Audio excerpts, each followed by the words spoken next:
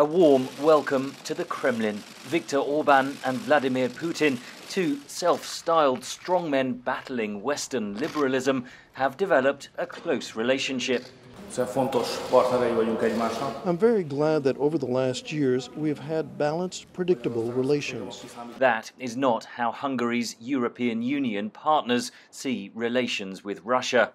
But this meeting was about business as well as friendship. Hungary is hugely reliant on Russia for energy. Not just for its gas, and I think it gets about 3/4 of its gas from Russia, but also because more than half of its electricity comes from nuclear plants, and 100% of the fuel for those nuclear plants comes from Russia. So it's very easy for the Russians to remind the Hungarians that a cold winter is coming if they want to exercise political leverage on them. President Putin reiterated Russia's commitment to investing in Hungary through its state-owned nuclear giant. Rosatom will start constructing 2 new energy units at the PAX nuclear power plant in the near future. The PAX nuclear project raises alarms in Brussels. Hungary is taking out a large Russian loan to cover the cost of it.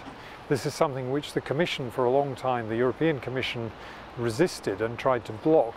Eventually the Commission rather grudgingly cleared the deal, but it's now running into delays, cost overruns and the like. As Hungary warms to Moscow, relations with Brussels are icy. EU lawmakers voted last week to initiate punitive measures against Budapest for flouting the bloc's treaties on the rule of law. Meanwhile, Hungary has repeatedly spoken out against EU sanctions on Russia enacted in the wake of Moscow's invasion of Crimea. But so far, Prime Minister Orban has resisted voting against the measures in the European Council, a move that would, in effect, veto them.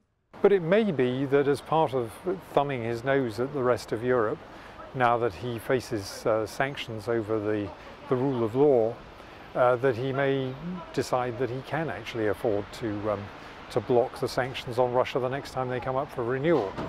For now, it seems Orban is not ready to take such a dramatic step, despite such close relations with Moscow.